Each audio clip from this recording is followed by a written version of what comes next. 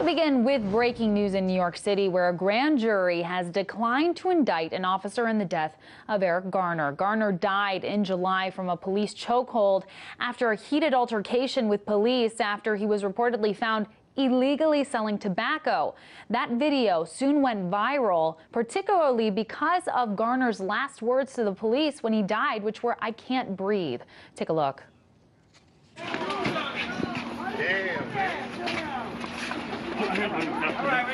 And within all that time, the guy was still around his neck. Put your hand behind your back. I can't breathe. I can't breathe.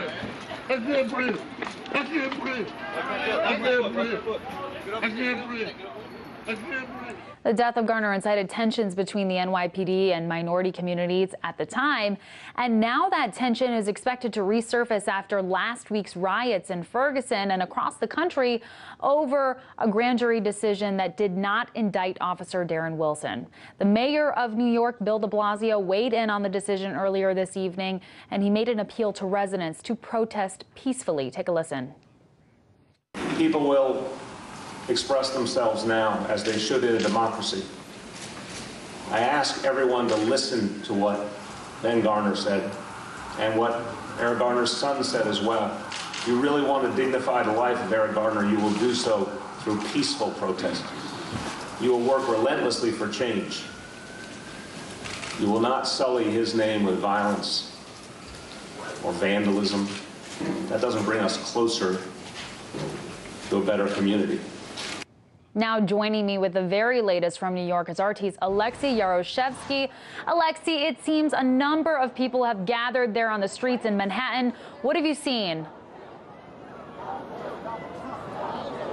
Well, Amira, this is just a part of the protesters. We've seen many more just literally an hour ago. There were literally several hundred people here at this particular spot next to the Rockefeller Center, and there were occasional scuffles with the police, and there were some tensions here. I would say there wasn't particularly very violent, and it was not particularly very tense here, but at some points, yeah, indeed it was quite bad. Now, the protesters, we understand, they pretty much dispersed into several areas across New York City.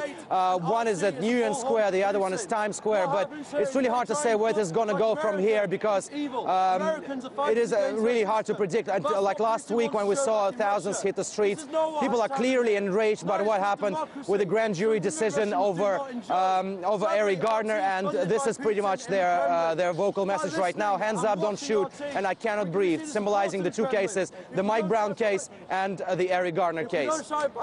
And at a press conference earlier today, I mentioned that the mayor made a plea for residents to remain peaceful while, of course, expressing themselves.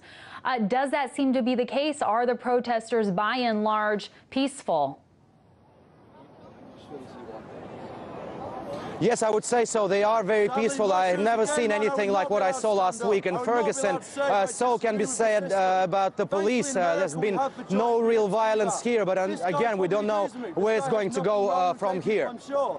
All right, RT correspondent Alexei Yaroshevsky, thanks for that reporting. New York is not the only city seeing protests tonight in the wake of the grand jury's decision in the Eric Garner case. Another rally and march is taking place here in Washington, D.C. tonight near the White House. People demanding justice. RT's Manuel Rapolo has more.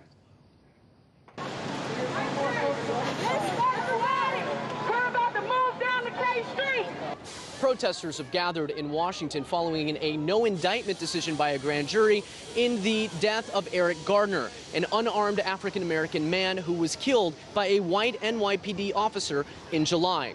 Garner's death is one of many killings of unarmed black males that have happened here in the U.S. Since July, spinning unrest all across the country over the issue of police abuse as well as racial disparities. When you look at Eric Garner, you have the video of what has taken place, how he was actually screaming for help. I can't breathe. It's on video. And to hear today that the officer who had an illegal chokehold is going to be free. The movement right now is that Black Lives Matter.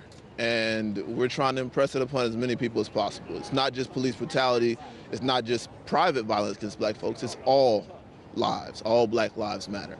Now, despite the decision by grand juries, both in the case of Michael Brown and Eric Garner, federal investigations are underway. But if the rally that we are at this evening is any indication, the larger movement sparked by the deaths of these men is only growing in momentum across U.S. cities. Manuel Rapalo, RT, Washington.